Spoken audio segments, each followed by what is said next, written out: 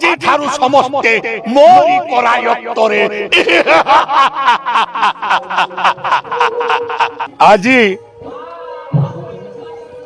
দেবকী বসুদেৱৰ বিবাহ যাইଥିଲି দিগ্বিজয়ৰ পথে। দিগ্বিজয়ରୁ ଫେରିଲା ମାତ୍ରକେ ଦେଖିଲି ଦେବକୀକୁ ସୁଦେବ ପୁତ୍ର ବସୁଦେବ ହସ୍ତରେ ନ୍ୟସ୍ତ କରିଛନ୍ତି ପିତା ଉଗ୍ରସେନ। କ୍ରୋଧରେ ହେଲି ଜର୍ଜରିତ, ହେଲେ ପିତା ମତେ ଦେଲେ ପ୍ରବୋଧନା।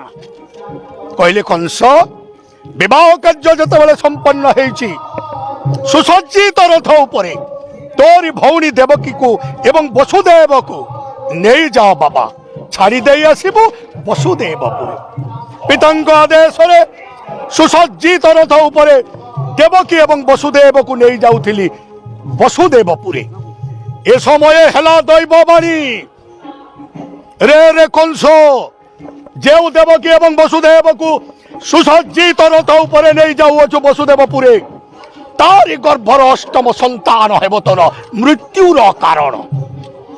ଦୈବବାଣୀ ଶୁଣି ମନେ ଜାଗିଲା ଆଶଙ୍କା। ତାପରେ କଣ କଲି ଜାଣ? ପିତା ଉଗ୍ରସେନକୁ ଗାଦିଚ୍ୟୁତ କରି ରାଜା ହେଲି ଆଜି ମୁଁ ମଥୁରା ରାଜ୍ୟରେ।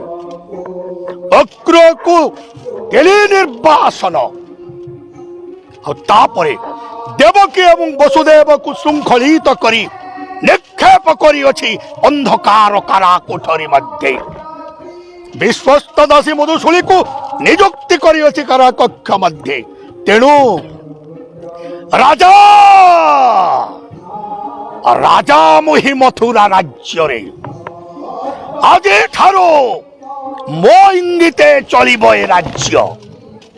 ସୁର ନର ଯକ୍ଷ ରକ୍ଷ ଗନ୍ଧର୍ବ କିନ୍ନର ଆଜିଠାରୁ ସମସ୍ତେ ମୋରି କରାୟତ୍ତରେ।